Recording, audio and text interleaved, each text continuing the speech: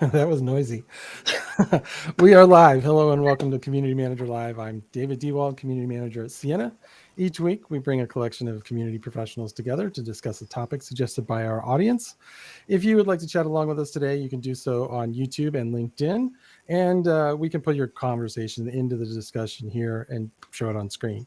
If you prefer just to listen or watch, you can do that wherever, but you can also do it on Twitter as well. You can find the links to all of those at our website, cmgr.live. This week, we are going to talk about the events professionals and creating communities around live and in-person events now that we can do those again.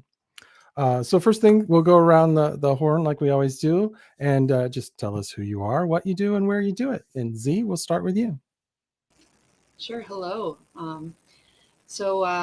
My background is sort of started off in sort of grassroots not-for-profit organizations in sort of the arts and STEM education, and then sort of went into the world of accessibility unexpectedly.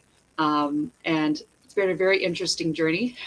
Open to work, but yeah, I'm so glad to be here, and I've run a ton of events in a lot of different um, types of industries and types of organizations of different sizes, and I would say it's really my bread and butter. So happy to be here.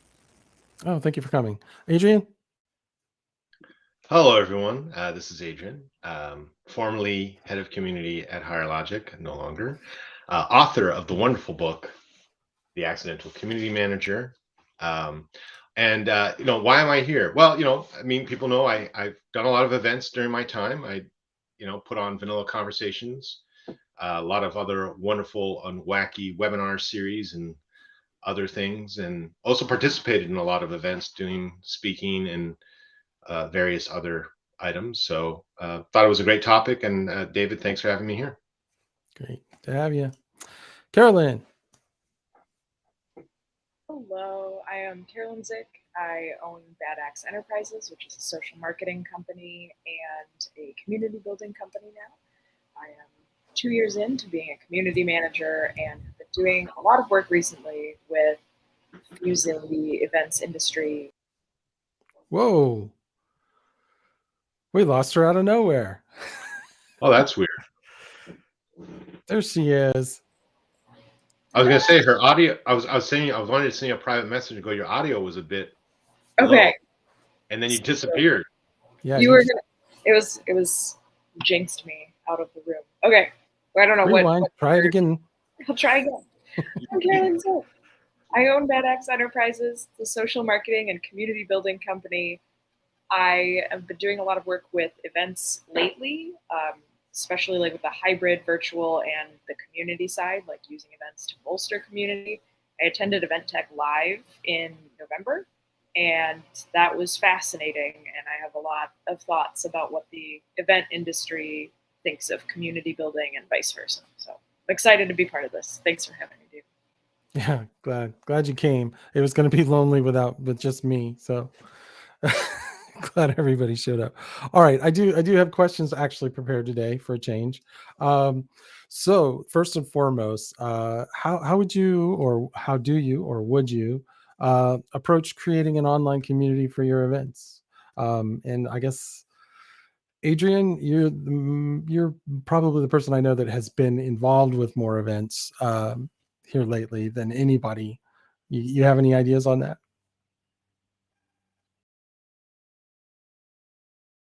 It's always good to find the unmute button. That's always helpful. Yes. The one lesson that I've learned in all this time, especially with COVID and all this wackiness, is I can tell you that trying to replicate anything that you're doing offline, online is a sure way to fail.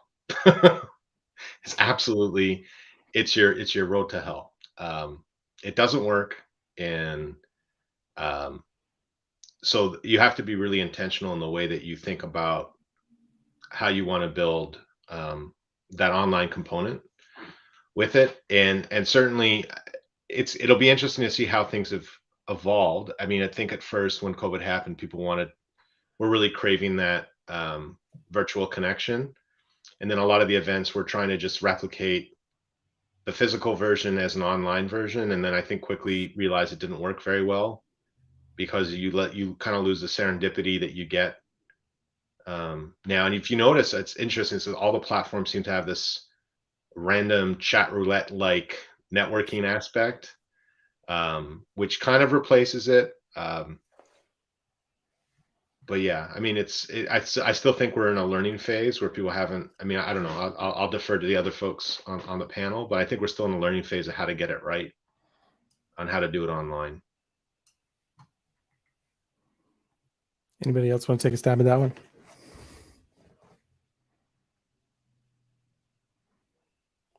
Also need to find the mute button. A new app.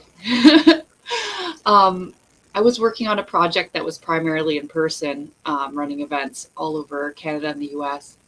And then COVID hit, and we sort of utilized our forum just to find out, like, what are people curious about? What is everyone talking about? What is like the biggest conversation? What are people commenting on?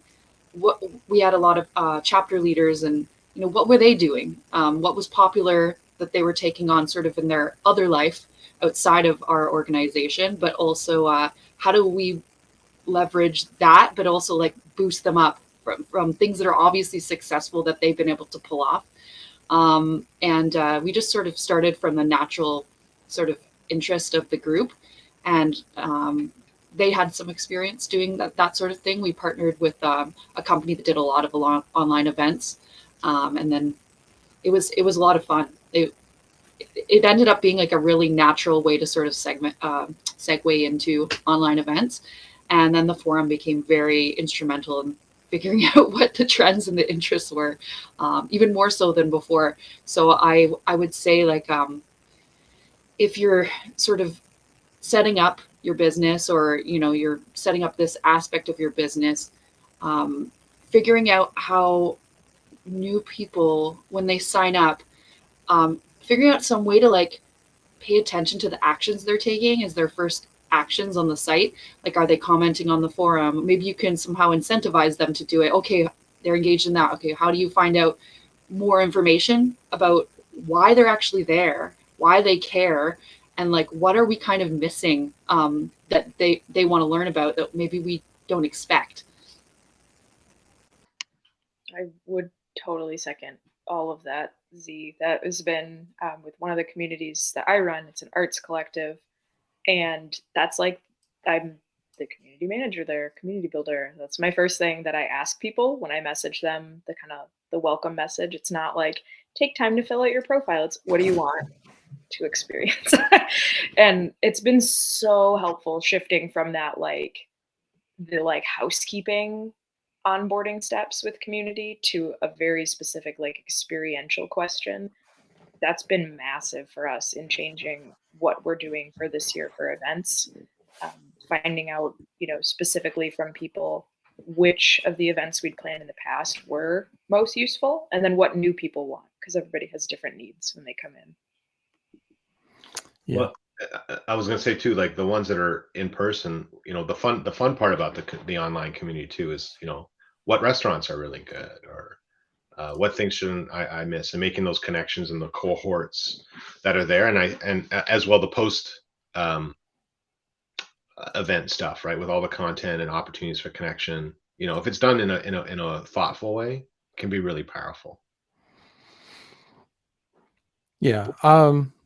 In the past, I worked for a company that did large scale conferences for software testing and agile development training type things. So you go to the conference, you'd get training for that kind of stuff. And there was all kinds of companies that had software that they would present there. And this was before the time of COVID, and they had a website that didn't really, it was very static, because it basically started as a magazine, and then the magazine turned into conferences, or two magazines. There was software testing, Sticky Minds was the name of it. And so we kind of came at this as, let's build a community that people can discuss this stuff under, and then bridge that into these online events too, so that there was this I won't say hybrid model, but there was always that cross pollination. You could find out about the events in the community, and then at the events you would find out about the community and be able to join it. And we never really got to the point where we could really, mix it up well and get it integrated. But this was 6-7 years ago, so it was quite a while ago before, and then in the time of COVID, like you said, everybody tried to figure it out fast, because that was it. If you wanted to go to a conference and if you wanted to make money having a conference, you had to figure out how to make it virtual. It's a true story. I think I might have had one of the first virtual conferences pretty quick after. I think I had it in May of 2021. Oh. Was the first conversations. If some may remember, it was a 3-day Zoomathon where I was just basically in a green room. Yeah, I did a marathon. Basically, it was 3 8-hour, one after the other. But the reason it was funny is because we were trying to find a platform, and what's funny was all the like Bizzabo and all these offline community folks were all. Or rather event platforms were all just trying to figure it out and realizing this was their am I allowed to swear here? What the fuck? Who cares? The oh shit moment of our business is probably going to get ruined. So they were trying to pivot really quickly, and it's like, oh, we've never done an online event, but you can trust us. And I was like, I have 2,000 people coming to this event. I cannot just wing it with your platform and hope it works. So you just winged it with Zoom? I winged it with Zoom because I figured it could handle 2,000. And we had 2,000 people on 40 speakers, and we did it on Zoom. And I think that's and you know what? We hodgepodged it together. Like for, in terms of serendipity, we used, I think they changed their name now, but it was called Icebreaker. Icebreaker.video. It's fantastic. I think they've become Gather Round. Maybe someone can check me on that. But man, everyone was like, "Oh my God, this is the best thing." So we tried to have components that were there, but I guess the lesson I would put out here is don't let perfect get in the way of doing something. Like there's, at the end of the day, really what matters is the experience and the content. And people will make leeway for the fact if you don't go spend $50,000 on some like crazy platform, because you know what, I've done the $50,000 platform, and honestly, the Zoom event was a better one. To be honest, because there were just way too many. There was way too much. There was too many features, and it's like you need to do like a video on how to actually use the platform, and it really, that just sucks because you just want people to go in and like, am I on the stage? Am I in the group? Where am I supposed to go? What button does this do? And then people get lost and they're commenting in the general room instead of on the room where the speaker is. And I've used all kinds of software, and I'm sure I'm not telling you stuff that you don't know, but there's ones where we're here talking on video, but we can't actually engage or talk with the people that are actually having the comment. You have to have a second window open, but then you get to see yourself live with a delay, and it becomes a big mess. And that's fine for this casual kind of stuff here, but like when you're doing an event and you know that there are hundreds of people making aspersions on how you speak, then yeah, that's stressful. Casual? I thought this is very professional. I just swore. I give you that. Fair enough. Fair enough. YouTube will only ding us if it's in like the first 15 seconds, so you're okay. Well, I hope you didn't put this as like safe for 13-year-olds. No. Well, maybe I'm gonna get myself in trouble. It's might definitely want to manage not their Minecraft accounts in communities. Casey N from LinkedIn says that would be intense. My company holds a 2-hour virtual event monthly, and I'm exhausted after it. I can't imagine 3 days. So I learned a lot from that. Don't do a 3-day event. Do not do that. Less is more. No, right. Here's the thing. The reality was we just were like, I think it was just a special time and place, like when the whole world was closing down. And part of my job, as people knew prior to COVID, was I was always at events in person. And the week that I was supposed to go give a keynote at Oracle, and all of a sudden, like basically all my events got canceled, and most of the people that I knew who were doing speaking were also just kind of sitting at home, like, I've got nothing to do. And people that know me, I can put stuff together really quickly, and you know, and I guess I have a pretty okay network, and everyone was really friendly and happy to oblige, and we were able to kind of do it on the fly and put that together. Um, you know, it was a special time. I mean, I certainly would not recommend anyone do a 3-day, 8-hour event. In people do not have the bandwidth for that. I mean, you're even pushing it when you go more than 3 hours, to be honest. Um, but I mean, that's a great thing too. Like I saw there was a lot of learning from that. Like there were some companies that did like a month of events. Every day was like a 30-minute, and it was really good at the beginning. And by the end of the month, people were like, "Oh man, I'm not going to this." So it just, you know, there was a lot of learnings that came out of it. And I would say it's like you better less is more, and you know, spend the time on the quality. And you know, I will still argue until I die that there is no such thing as Zoom fatigue. It's in the sense that people will always show up for good Engagement content. fatigue, maybe. No, I'll say if the content is good, people will show up. I'm telling you, because I talked to other people that were doing webinars like, oh, people aren't coming. I'm like, no, our numbers pre-pandemic, post-pandemic were very steady. But if you put out garbage content, or you're not talking to the audience well, or you keep doing the same content, Yep. I never wanted to do the same stuff again and again. Boring for all involved. Yeah. Yeah, I think that's it too. Like for events, I've been so underwhelmed and then so overwhelmed at some of the things that I've just like since 2021, things kind of like started opening back up, and attending events, a couple here and there, like locally, and then, you know, big regional industry events for like starting in 2022. It's amazing how many things weren't good. I was like, we're just coming off of the pandemic and then attending these in-person events and they weren't good. I was like, why are we bothering? Like, this could have been an email. But I sat here for 2 days. Well, it's funny that you're saying that, because I was at a couple of in-person conferences. What I noticed is people just get up and leave. Yeah. They're not even putting It up was with probably me. Like, I mean, it was probably it. me. I saw. I won't say the events that I was at, but I saw it. I mean, thankfully, it wasn't any of the sessions I was giving, because I'm just so amazing that people love to hear every word. But that's not true. But And he's modest too, people. It's just so humble. Listen, I'm not getting a lot of sleep these days. So Yeah, I understand.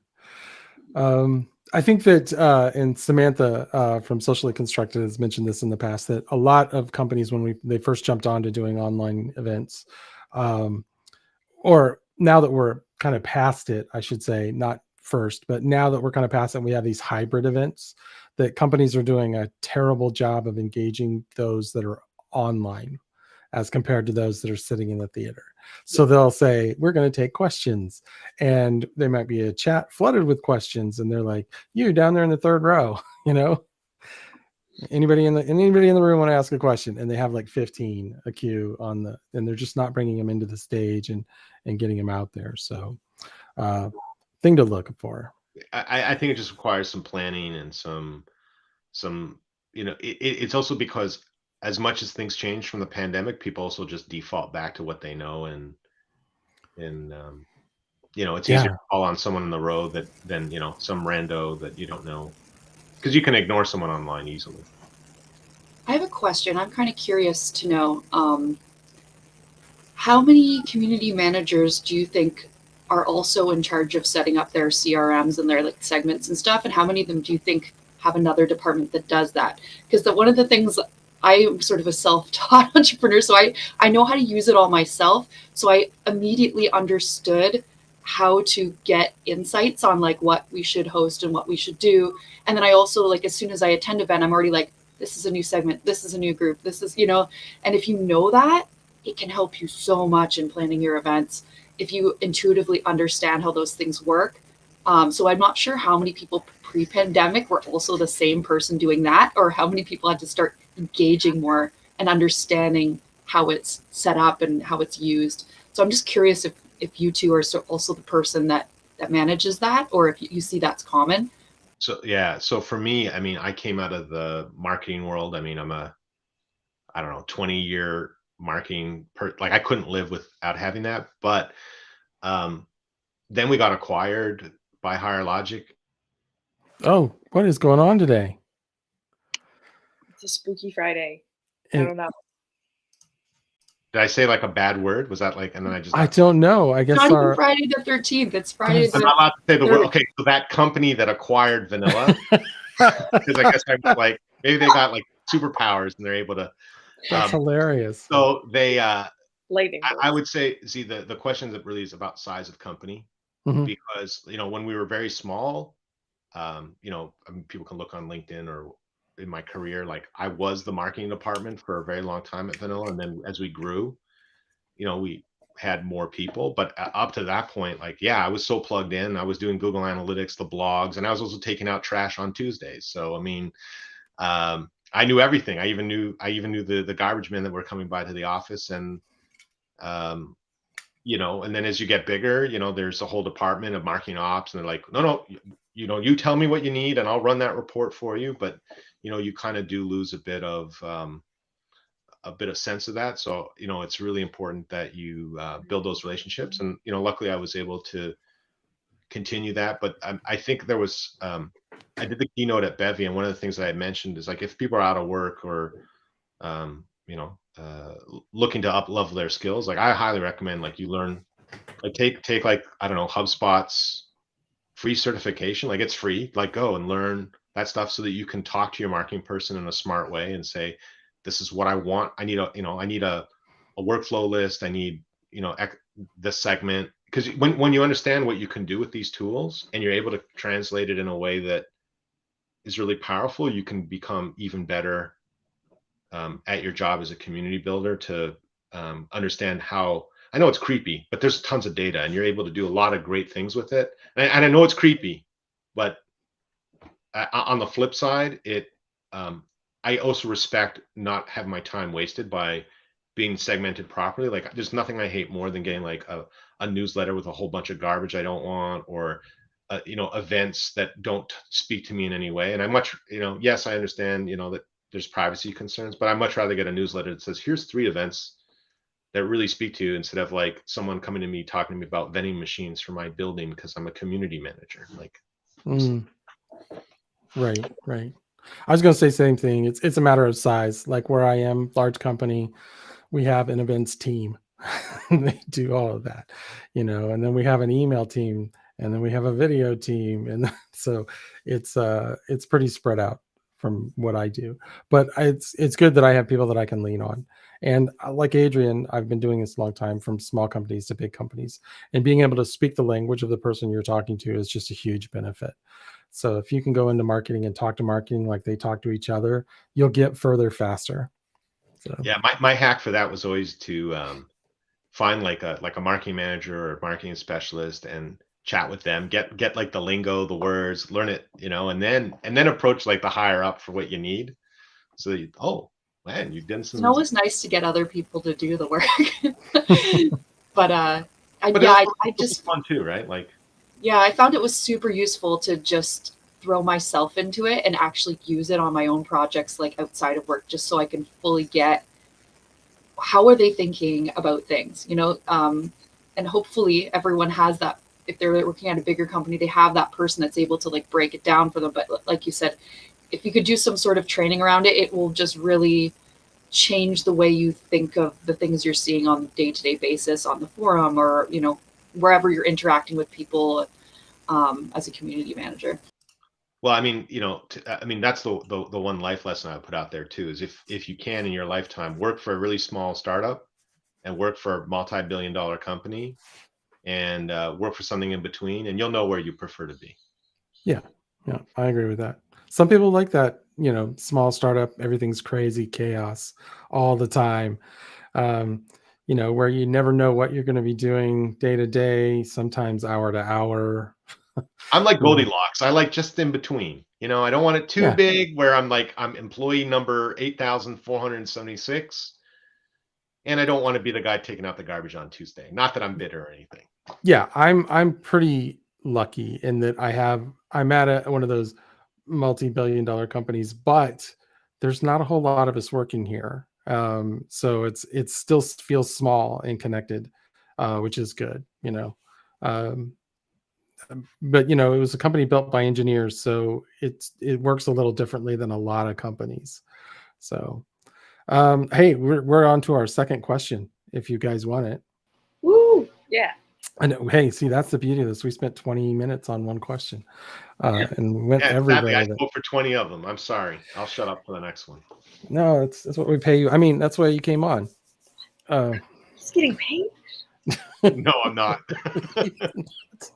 We are so broke. I'm just here for exposure. Hashtag open to work. Yeah, there you go. So You need a shirt. You need a shirt or something. all good, all good. All right, so what's I hate this word strategies because I always just want to say strategy, throw an extra R in there somewhere. But what methodologies have you found to be effective in engaging your community before, during, and after an event? Um, that's a good question. I know that for me, before, we would put a lot of information into the community and try and figure out, you know, the right information for them, and not overdo it. You know, you don't want to shove it down their throats. So you know, we did do banner ads and little things in the community that would keep it in the forefront without being obnoxious. And then during the event, that was kind of where I had to shine. Is so one of the things that we did is, you know, a lot of people go to events, they go to the vendors and they get all the swag, and the online people can't do that, so they kind of miss out on those interactions. Now we had the ability for them to connect with the um, vendors through an online platform, and that worked pretty well. That, you know, they could still go check out the vendors, they could still see videos, they could still do stuff, but you missed out on the swag. So what I did is I went to every like booth and I said, can I have like a couple of everything that you're giving away? And I made these and you know, fortunately there was one company had bags, you know, like backpacks, and then another one had water bottles and stuff like that. And so I was able to pack it, all the stuff I got, into the bag. And I said, give me all your flyers too, all the information you have. And we stuck it in the bag with it. And then we mailed these to some randomly selected people, you know, and said, hey, you're here. Give me your address, and I'll send you a swag bag packet. And they just got one of everything. So it was really good, and that helped connect the online with the I can't make it in person, but I'm still attending people. That's such a a thoughtful and kind of fun, random, like Yeah, randomly generated idea too, right? Like so it's gonna be, you know, it's not like every single person attending virtually. It's just like a right. And they came into the community and did posts like, "Hey, look at all this crap they sent me." You know, for us and the communities that I work with, like I said in the chat, we're kind of at this scrappy stage for like every community I'm part of, which I love, and it's a lot of fun. But the before, during, and after for us for our events, which most of which are virtual. Um, we don't not yet have we done an in-person event. We're planning one for maybe next year. And the most important thing for us before the events is co-building. Like we need our members, because we're small communities, to have buy-in before the event. So we pitch them our event ideas, and our community is really, really open and willing to tell me, Carolyn, that is the stupidest idea I've ever heard, which is excellent. Most of the time, they're a lot nicer than that. But we have had some ideas where we're like, would you guys like this? And they're like, no. We're like, great, good. Back to the drawing board. But that sense of co-creation is really, really important at this smaller stage, because, you know, we have a little bit over 200 members in one community. If they all don't care, there's not, you know, like a lot of a pool to be like, oh yeah, there'll be some people curious. Like we really do have to resonate with a big percentage to have good turnout.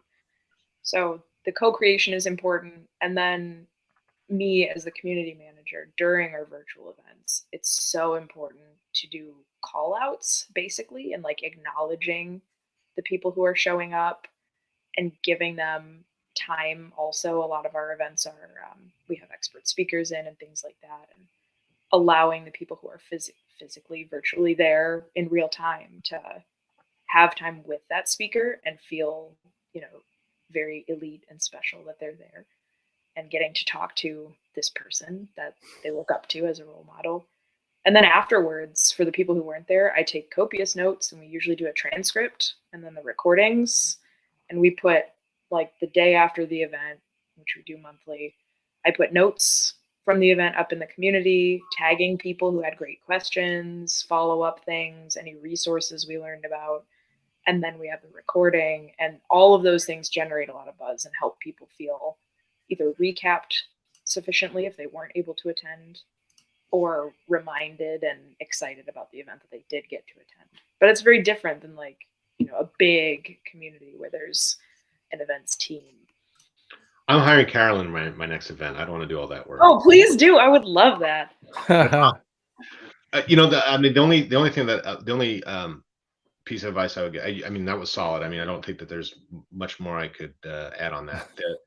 The only thing I would say that I've noticed where people sometimes drive off the road sometimes is they don't learn their audience really well. Yes. And they make some choices on speakers, sometimes based on name recognition, which is always nice. And I know sometimes it's a political thing, right? Like the CEO goes, "We want Malcolm Gladwell," or something. Yeah.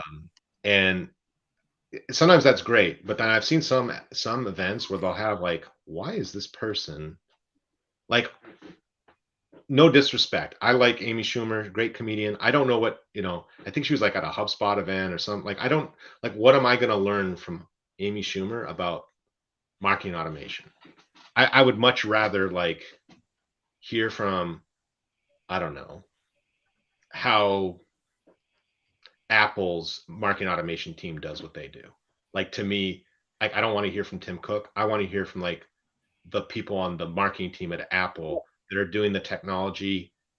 Like, that's who I want to hear from. I mean, they're probably not allowed to talk. There's probably, like, they, I don't know, Right. probably in a windowless room and all that stuff. But I mean, if you're doing like a technology event, like, people want to hear the doers, just like with community events. Like, I don't want to hear from the CEO of some brand I respect. I want to hear from the community builder that built the community, not the person that took some crib notes before and just went on the stage and pretended that they built the community. I have no interest in that. Like, I'm not calling out any specific No? event. I'm just saying in general. I You just kind of I felt find like you were. no, I wasn't. No. No, Okay. not at all. I'm kidding, of course. I'm kidding. No. I mean, I have noticed that sometimes it misses the mark, and if you're on the ground and you talk to folks about, I mean, if you're looking at your audience, like, if you're creating an event for a specific niche, like, let's say marketers, I'm just going to throw that out. Like, people want to hear from great marketers who are doing the work. And yes, it's great to have someone who's inspirational. I'm not going to take that away, but I don't know. Tom Brady is of no interest to me when it comes to marketing. Like, what's he going to teach me? No interest. Right.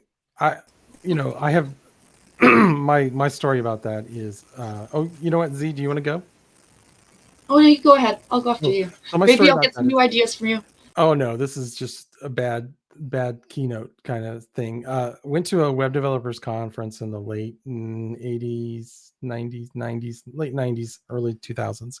And the keynote speaker, web development conference, got on stage and talked about how he met his wife and how she died. And that was the whole thing. Inspirational. Great note to start on. This is how I met her. This is where I met her. This was back in the day when there was a large consumer electronics show that was also on at the same time that the adult video awards were on, and they were usually in the same hotel. And he was in the technology side, she was on the other side, and across the room their eyes met, and they got together and met, and then she got on an airplane at some point later and had a blood clot get away, and she just never woke up from that flight. And that's like, I feel so inspired to do more web development now. But you never forgot that talk, right? Like, that's what I'm going to say. Like, you know what though, I didn't forget the talk. I don't know who it was. But I mean, he could have brought it home. And, like, he could have, with a really good speaker, could have given you a really horrible story and said, and that's why you need to enjoy your life. And as the web developer. or something. Well, whatever. I mean, like quit your job and go build that thing that you've been talking about instead of That's right. working in some sweatshop doing lines of code. I don't know. Lines of code, you said, right? Not Coke. Code. Yeah, Code. code. I heard code. I just wanted to confirm. Yeah, I get myself in trouble all the time. I thought I heard something else. That's why I I'm not doing on clarified. a Canadian accent and a nasalness from being minus 30 here. Z Like the should time I know said this. I You beat should a have dead caught horse that. and someone heard something completely different. You Okay, can figure Ace, out what let's they stay. heard by accident. All right. Stay on topic. Yeah. When have we done We'll go to Tim's later and get some, coffee. Go on the boat. It's cold. It's cold enough outside to wear my toque. I'm Canadian too, okay? A Canadian toque, eh? Okay. All right. Bob and Doug showed up. Yeah, I know you guys. I've don't worked talk hard to like get that. rid of my Canadian accent. No one, I know that it's just like our Southern accent. Not everybody sounds like hello, eh? All right. Moving on. Next question, eh? All Well, right. I mean, Z has insights that she's dying to share, and I feel know. I was just going to say, I think, and I don't know how many community managers this is the case, or if people just kind of, they're like, I'm a community manager, I can manage a lot of different communities, but I found that I am the target audience for a lot of the things I work for. So it helps me really understand how they think. And it also leads to a lot more natural conversations without it feeling like you're a salesperson or on the marketing team, because you're actually curious. Like you actually care. You're not thinking and flipping into this strategy brain as much as if you're just using your skill and applying it in a new situation. But if you're actually sort of part of that group, like, or at least have worked a lot with them enough to understand how they think, maybe you have friends that are very deeply involved in that world and you hear their complaints from day to day and their struggles, and it gives you a lot more insight. So I don't know. I mean, I hope that a lot of community managers are actually managing communities that they understand, but I just found that makes it a lot more authentic of a connection, and people can sense that. And I've also been a part of online communities where I'm not even really sure. I think they're just there to moderate. I don't think they're really that knowledgeable, So, but because I know a lot of companies will like hire community managers to just moderate their forums and stuff like that. So I'm not convinced that they know that much about what they're doing other than just to keep the conversation going. But that's going to be a lot easier if you are that person. Yeah.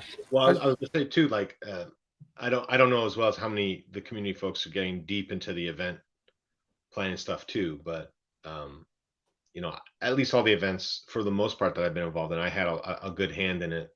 And I don't know if David, that ends up being one of your questions in terms of tips, but I'll throw one out anyways. Sure, go for it. It's really important to have a good run of show and know the flow that's happening. And I'll say, because I was at a conference where they literally had this guy go up and tear into this technology, and then right after had that technology on stage give a talk, and it was just like that could have been avoided. It was super awkward, not only for the event organizers but for everyone there. Yeah, like it was a pin could drop. I'm keeping it really vague so I don't like call out anyone, but it was like really bad. Like it was just literally he spent, the keynote was a 45-minute, this technology, like this specific technology sucks, and then it's like, this conference brought to you by come to the stage, and then he had to give this 15-minute talk, and it was just like the whole time everyone's like looking at one another going, wow. That's so awkward. Yeah, I highly recommend, and I've also caught in slides things that, thank God I saw the slides beforehand. Like take the time to, like, if you have any input on the event, like really, it's really worthwhile.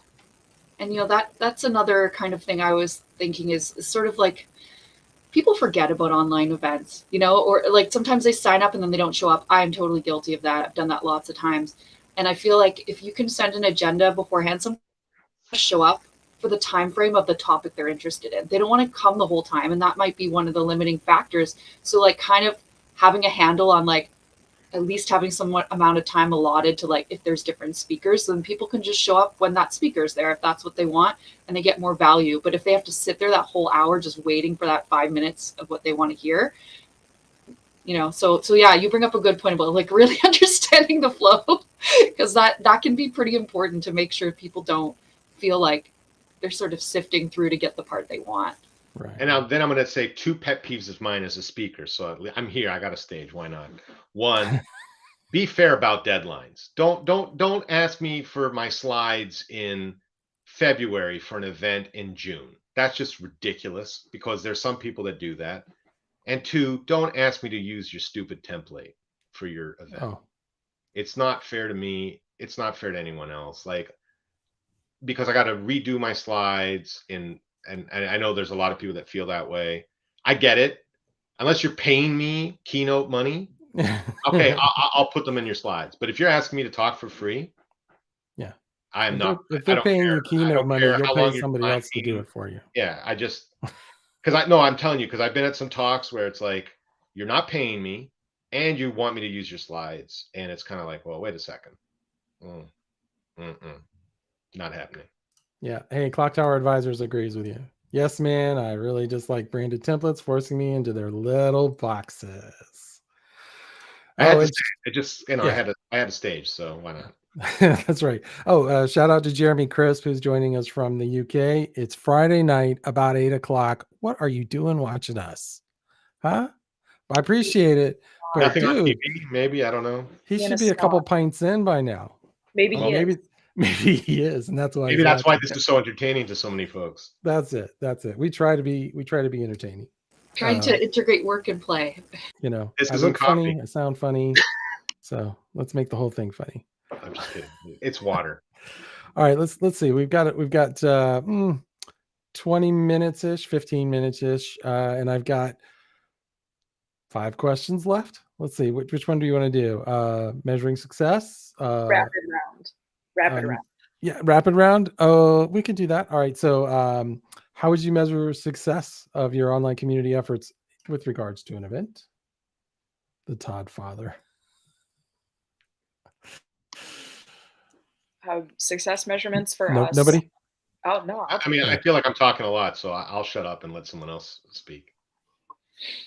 I mean, I could take it from the small scale lens. For us, our All right. success measurements are conversations that happen on the community platform after the virtual event. Do more people filter in and become more active immediately after the event? That's our success measure. I only had Very one good. question. Did you feel like you wasted your time at our event? And if people say they did, then I failed. Oh, okay. So that's a problem I have when I go to community events, is that I struggle with the content because I'm no longer the target audience. But that's what I was saying, because if Yeah. everyone is the wasted, then then it says to me, well, we need to think about streams. We Yeah. need to think about senior streams and junior streams. I mean, I'm being kind of cavalier Senior, thank you. I appreciate that. in my question, but it's really, for me, the success really gets down to like, hey, would you recommend this event and would you want to come again? Yeah. And did you find it valuable? Because I mean, you're asking people to take time out of their schedule to come and listen, and at the end of the day, you already have their name because they filled in the form. So in terms of a lead measurement, hey, you got the butts and seats and your email address to now do the things that you want. But it's the real thing is, you got them once, will you sucker them again for the next event? No, but seriously, I mean, that's the thing, right? If you kind of touched on it, David, is like, if you go to a community event and you're like, you know what, the content was garbage, and I paid $2,000 and I flew halfway across the country, you'll never go to that event again. And not only that, you'll probably tell everyone else it was a waste of time. And so then I failed. Yeah. Not saying that you would say that about one of my events, but I'm saying in the third party, if it was my event. Not possible, Adrian. Well, I'm not putting on any events anytime soon unless I get hired and I'm doing events, but it's something I do think about a lot. And the thing is, one of the things that's frustrating is that if someone thinks an event sucks, if you follow up by email, they're not going to fill out your poll. So I actually I don't know why, maybe some event platforms have this and some don't, but I haven't seen people use it very much. But I was attending a course the other day or something, and the speaker used polls in Zoom lots of times, being like, okay, vote, tell us why you're here, tell us what you're interested in. And then they go into a section. At the end of that section, they were like, how useful was that? And you vote on it. And I was like, that's actually really awesome. And I've never seen anyone else do that. and I don't know if this is a new feature in Zoom or if just like a lot of people don't use all the features of Zoom, but there must be other programs that also have this option. And at least if they're at the event still, you can get it from them on the fly. Whereas following up after, I think people are like, oh, I've done the thing I signed up to do. Either they're in or they're out. But at least if you could try to get them while they're still there, even if it's just like, here's a poll of like 5 topics we're thinking of exploring. Which one do you think is, cool for our next event? And how awesome was this one? Like, and I thought, actually, I think more people should use that feature. Yeah, I think most people don't know all the features that are in Zoom, because if you ever go in the back end of, and as people know, I've run so many webinars, there's so many little toggles and things. Most people just do a clone of an event and they go on their merry way. I mean, the one thing that is handy is in-person events. My trick was just go to the bar afterwards and just listen and hear what people are saying. Exactly. You can actually just be more upfront. I don't even need to hang out with you for a couple days. So you just need to listen. You'll hear it. Yeah. You'll hear how people feel about events, or if you're just observant. I mean, there's some events I've gone to, like, people don't even go into the talks; they just sit outside chatting with folks the whole time, which tells me. Or they sit on their phone the whole time and they don't actually look at you, and nobody asks questions. A vibe check can be really powerful, especially for in person or like cameras on Zoom events. Like, you can tell like what's going on. Yeah. I mean, that was the only feature that I liked from GoToWebinar. Sorry if I'm putting shade at anyone that works at GoToWebinar. Power to you. But the only thing that I love from that I miss from Zoom, or that Zoom doesn't have, is when you're doing an online event, you could see the attention if people were off on another screen or actually paying attention and looking at the camera. So if you saw a big percentage of people were just not looking, I would purposely say, look at the screen right now. Switch over. Kidding, but just so that I could get people back. And but I mean, that's the thing, that's at least in person you can kind of see an audience. It's lonely to talk out in space. That's why I'm so thankful that there's at least other faces here. Yeah, I have some weeks where I'm like, let's see, it's about 2 minutes till, and I'm the only one here, and it's Then like, do I Carolyn go shows up. live? No, it always works out. I've never had a situation where I just couldn't. We've had situations where we've just canceled them because of other reasons, but so far we've been really lucky, and we've always had good guests. Which reminds me, if you ever want to be a guest on the show, you can head to our website, and in the bottom right, there's a little button. You can submit a form, give us a topic to talk about, or drop in there and let me know you want to be on the show. I do a weekly. It used to be I'd send out an email to everybody, but now I have to do it through a newsletter because there's just so many people that have volunteered to help out. I appreciate them all. And it tells you what the topic's going to be next week. All right, let's see. So we're doing rapid. Jeremy, that wasn't rapid. a great question. Oh, does he? There we go. Has anyone used Hopin or AirMeet? I have not. I'm going to check those out, though. Yes, both. New to me. What do you need to know, Jeremy? I can answer all the questions. Oh, he's a resident expert. All right. Both. They're both great platforms. They have their plus and negatives. What I would say is, if you're looking to do quick and dirty events, I would say those are my two to look at. Bevy's also pretty good as well. I mean, Bevy, Hopin, and AirMeet to me are the 3 you'd want to look at. The other ones are, I think, like like we were talking about before. The other ones, you get so complicated. There's all these buttons and widgets, and they're very enterprisey. And your CEO probably eyes will pop out when you ask for $40,000 for the platform. Like, you better make sure that your event's gonna. What's like the cost on Hopin and AirMeet? I've heard a lot about Hopin. Yeah, so Hopin, the way that it works is it's free, but then they charge you for the number of attendees. Okay. Then you can also do a contract where you get like 12 months, which is nice, because if you're going to do multiple events, then you can do it all the way through. And I think they also take a percentage on the ticket. And I've also done AirMeet, and AirMeet was really good as well. But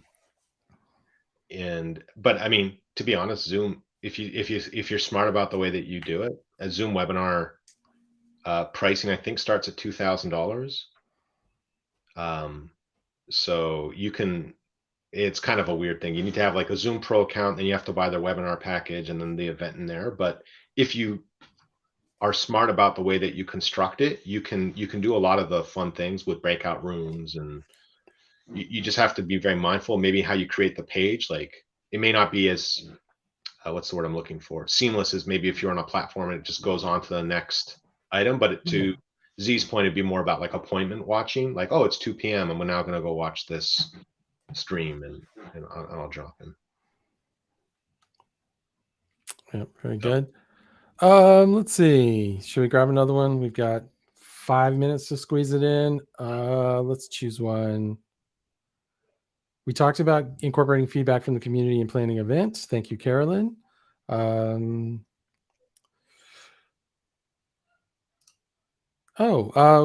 I mean, I don't know. That's probably good. How would you?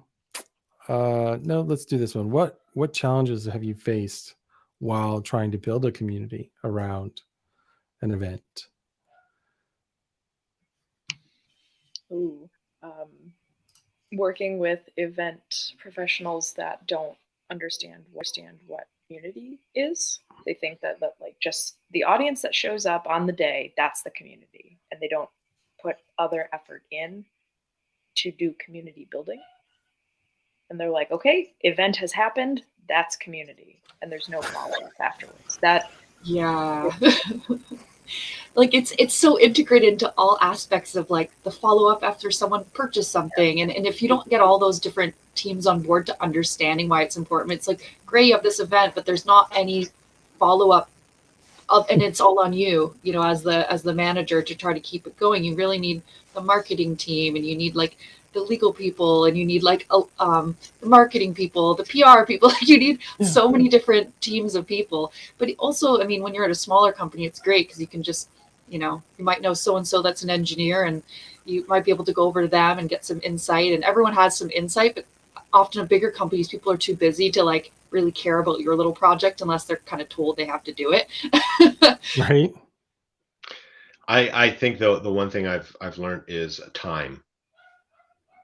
It's always happens. It's like, oh, that event's out, and then it always happens. There's always a crunch, like the week before, that all of a sudden it's like, oh crap, like all the things, and I don't know. Maybe it's just the nature of just human beings that we just, as much as we map things out with timelines, unless you're all rowing together, it always seems to happen that it's like the 2 weeks before that everything has to come together. Thankfully, I still have all my hair. That it wasn't a hit. It wasn't a hit on you, man. I understand. I have hair, just not a lot. It's actually is if the toupee fell off.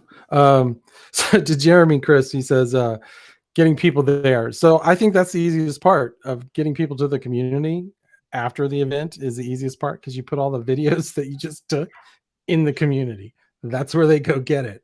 And then you make sure that you have the speakers in the community as well, so that if people say, oh, that was great, I like that, the speaker can pop in and say, thank you, did you have any questions? And wow, suddenly they're connecting.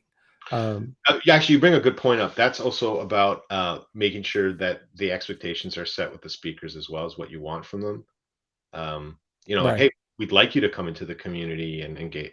I mean, oh man, he's gone. We are technical difficulties. Hi, welcome back.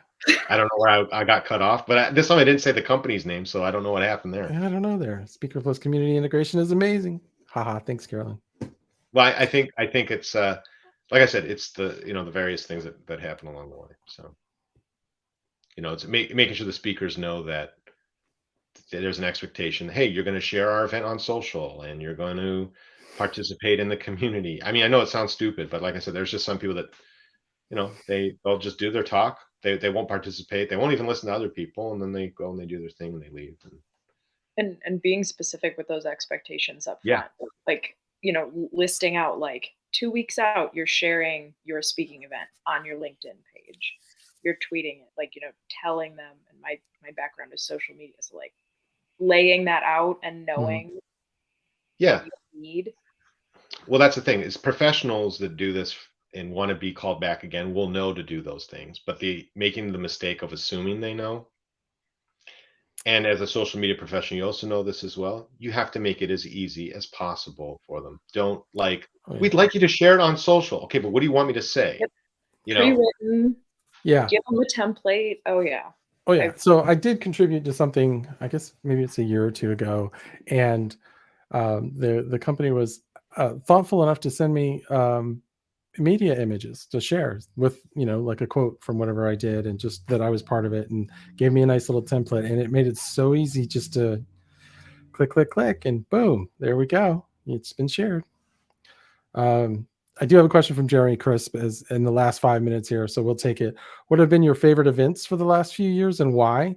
So I've only been to one event in the past few years, and that was the community event that's held at All Things Open, which is an open source event. John O'Bacon usually runs it. He didn't run it this past year, and it was pretty fun. I got to meet Samantha Vinia Logan and from Socially Constructed. Got to meet her face to face, and that's always good to get FaceTime with your peers and talk to them. And she will blow your mind with the stuff that she can drop. So just she brings the science. She's our little community scientist. So power to her. and I've been to so many events, it's hard to pick one. But I will, I was lucky to. I don't know what'll happen in the future, but I will give a shout out to this one specific event. It wasn't a community event, but the TSIA does a fantastic event, and the reason that it's fantastic is for a reason that you're not going to realize. I mean, the food's great, the speakers are great, the connections are great, but the most important thing is they do food properly. And what I mean by that is they have really great cards if you have problems with gluten or lactose or nut allergy. They have made sure that there is something for everyone to eat, and the quality of the food is excellent. And I know it sounds stupid, but when you're at a 3-day or 4-day event and you spend $5,000 on a ticket, and their food is like restaurant quality, like filet mignon and mashed potatoes and sliced brisket and things of this nature. Yeah, not those terrible sandwiches from like the grocery store. Like, what are people thinking? Like, there's always so many left and nobody wants them. I was at an event. I was at an event where a guy had an anaphylactic reaction because he ate a peanut butter sandwich and they didn't mark it, and he didn't realize. I drove my co-founder because she had a reaction at an event to the ER. That's Yeah. People dying at your event is really bad. yes. I'll try to avoid that. So yeah. I was at an event where there was a diabetic that had taken the insulin that they needed, and then it took them so long to get their diabetic meal that they were concerned that it would be too long and their blood sugar was going to drop. no, but I mean food. I mean, I was at an event. I'm not going to call them out, but they forgot to bring coffee for folks. Like they literally didn't. They didn't think that people would need coffee. They were like, "Oh, yeah." And that's the thing. That's the thing I remember from the event. They forgot coffee. Like I don't remember the speakers. I don't. That's a terrible claim to fame. Terrible way to remember. Think about an event where there's a whole bunch of marketers and community people, and there's no coffee. I mean, eventually the coffee did show up, but it was like an afterthought. Yeah. Or just bad timing. Yeah. So I mean, I guess like the great events are the ones I've judged them by their food. I know it sounds bad. I'm not judging on the stuff I learned, but it was because you know what, when you're stuck at these events, and usually they're at a hotel or something like that, and it's like extremely expensive to go and eat out, and it's kind of like a treat. Like, don't give me a brown bag with a cookie and an apple and say, hey, enjoy the show. Yeah, I've been to Subway events. Oh. Where it's like Subway, or I mean, Panera. There are worse things than just having Subway. That's true. Panera has been another one that I've seen. All right, we're down to like 1 minute left, so let's go around and we'll start with Z. Just go ahead and tell us, or really, if anybody wants to connect with you and learn more, especially about the event side of it, and as you said, working with nonprofits and stuff like that. That's something that I have no experience with. How can they get a hold of you? How can they connect with you, and that kind of thing? Yeah, so I'm on LinkedIn. I mean, that's how I met David, and I guess you too as well now. Yeah, I'm open to work. I'm looking for work in the accessibility or education, STEM. I love career education, working with youth that are building and making and learning and on the first stages of their career, run a lot of hackathons and build-a-thon events. If people want to find me there or just have a conversation on, in the comments, I'm cool for that too. I really enjoy meeting people on LinkedIn. It's like a nerdy hobby of mine. Adrian. Yeah, so I'm also open to work, and I'm looking for a fun role that I can really do some crazy marketing and bring the community to it. So it's a unicorn role, but I know it's out there. So I don't mind. I'll be unemployed for a bit, but trust me, watch where I'm going to end up, because I'm not settling for anything less than great. So if you know something great, find me on LinkedIn or adrianspire.com. And it should be noted that Adrian is kind of a pillar in the community of community. So, please, if you're interested in hiring him, he's worth talking to. I'll say that for sure. Thank you. Carolyn. I, like everyone else here, can be found on LinkedIn, where I'm chronically online. You can also find me on badaxeenterprises.com. Best name.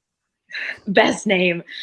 I'm so jealous of that name as a company, and you always find it because you're holding the axe. I love it. Yes, got the axe. I'm not as threatening as I look in my LinkedIn photo, but yeah, add me. I love to chat. I love to meet new people. Very good. And that's it. So I want to thank our guests today. Normally I would be thanking my co-host Tim, but he's not with us. And again, thank you to our audience. We had a lot of great comments. Thank you, Jeremy. Thank you, No Watchtower. Thank you, Casey. I'm sure I missed somebody and I apologize. If you would like to be a guest on our show or upcoming topic you would like us to cover, please let us know. You can head to our website, cmgr.live. And you're not helping, Adrienne. And if you would prefer an audio version of this, we have our podcast everywhere. Just go look for it. I'm just going to cut to the chase, call it quits, and thank you to our guests. Thank you for following us. Like and subscribe, like and hit the bell. I don't know, I'm lost. Thank you, everybody. We'll see you next week. Next week, what are we talking about? I have no clue. Show up, it'll be a surprise for me too. Bye, everybody.